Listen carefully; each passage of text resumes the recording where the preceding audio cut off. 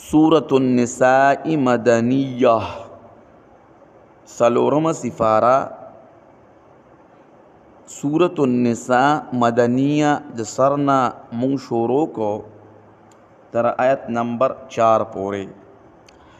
اعوذ باللہ من الشیطان الرجیم بسم اللہ الرحمن الرحیم سبحانک لا علم لنا الا ما علمتنا انک انت العلیم الحکیم. یا ایہا الناس اتقوا ربکم الذی خلقکم من نفس واحدة وخلق منها زوجها. اے خلقو اویری گئی دربستا سنا آغازا چه پیدا کری تاسو د نفسیونا او پیدا کری دا د جنس د اغنا بی بی د اغو وبث منهما رجالا كثيرا ونساء واتقوا الله الذي تساءلون به والأرحام او خوار کړي دي د اغې دواړو سړي ډېر او ښځې او یریږئ د الله هغه ذات نه چې سوال کوئ تاسو د یو بل نه په واسطه د هغه باندې او د خپل ولای نه او ځان بچ کئ د خپل ولای کټکولو نه. ان الله كان عليكم رقيبا یقینا الله دې پتا سبحان دې نگہبان.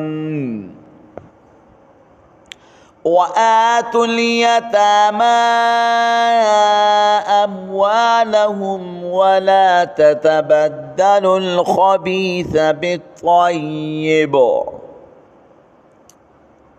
او ورکی یتیمانو تا مالون د اغی او ما اخلی پلیت مال پا مقابل د پاک مال کی. ولا تأكلوا أموالهم إلى أموالكم إنه كان حوبا كبيرا او مخری مالونا ددئی مالونو ستاسو سرا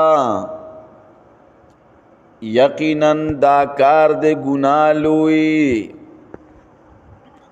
وَإِنْ خِفْتُمْ أَلَّا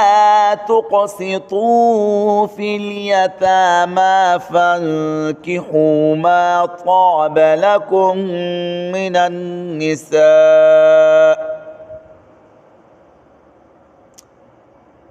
او کہ یریږئ تاسو چې انصاف پون کړی شئ په باره د یتیمانانو کې نو نکاح سره واخلئ په هغه صفت چې خوښ وي ستاسو د ښځو نه. مثنى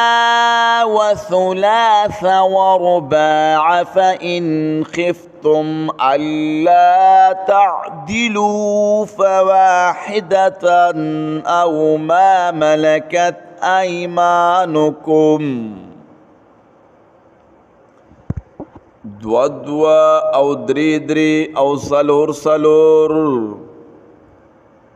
پس کې یریږئ تاسو چې اوبه نه کوي تاسو انصاف نو بیا یوه ښځه کافي ده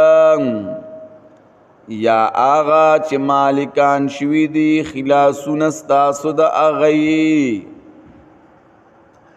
ذلك ادنى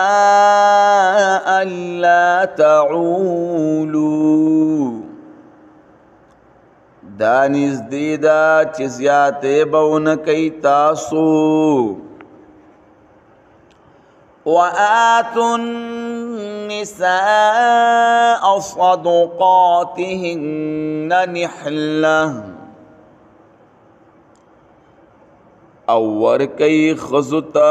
مهرونه د هغوی په خوشحالۍ سره